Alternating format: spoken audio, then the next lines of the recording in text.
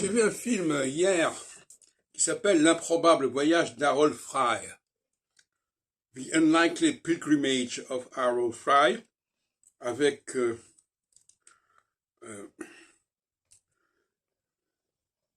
Jim Broadbent et Penelope Wilton. Et ça me rappelle que le cinéma a vocation à nous décrire la société, et notamment à nous décrire la psychologie féminine. Et malheureusement, dans beaucoup de cas, tout ça a été édulcoré. Et je salue le courage de cette réalisatrice, Hattie McDonald, qui nous présente le personnage féminin, la femme d'Harold Fry, jouée par Penelope Wilton, de façon assez crue. Et j'ai rarement vu les choses présentées de manière aussi honnête.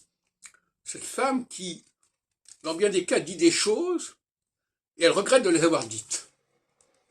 Mais ça, je dirais que quelque part, c'est la psychologie féminine, ça. Elle dit quelque chose et après, elle s'en veut de l'avoir dit. Mais j'ai pas pu m'en empêcher, elles vont dire, voilà. Eh bien ça me paraît emblématique de la psychologie féminine. De la même façon que tout ce qui peut avoir été dit trop rapidement, trop vite, trop de manière impulsive, est également assez féminin, et ça renvoie à ce que j'appelle, au niveau de ce que j'appelle les topiques sensoriels, la désinhibition de la parole. Les femmes sont, dès le départ, dès leur naissance, par-delà toute culture, tout encadrement culturel qu'on pourrait leur imposer et qui serait à la base de ce que les gens appellent la théorie du genre, elles sont immédiatement dans un processus, dans une sorte de, paradoxalement, d'obligation de dire ce qu'elles ont à dire, d'obligation d'informer, de révéler les choses, ce qui fait que leur moi, leur ça impulsif, est aussi une sorte de surmoi, puisqu'elles sont moralement obligées de dire ce qu'elles pensent, dire ce qu'elles ressentent, dire ce qu'elles ont appris. Elles ne peuvent pas garder des secrets, elles sont obligées de les transmettre. Et par conséquent, il y a là une fonction d'information chez la femme qui est probablement nécessaire, qui est probablement structurelle. On ne peut pas la condamner, puisque c'est quelque chose qui est dans ses gènes, dans son ADN en quelque sorte.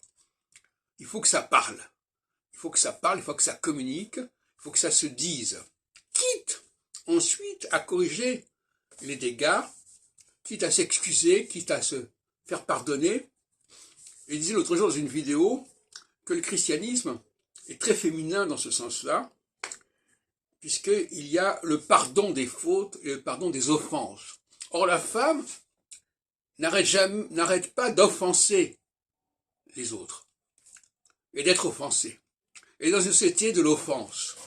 Et dans une société de l'offense, la liberté d'offenser a pour contrepartie l'obligation de se faire pardonner, de se confesser, etc., etc. Donc, dans une société qui parle de l'offense, je vois une dimension féminine majeure.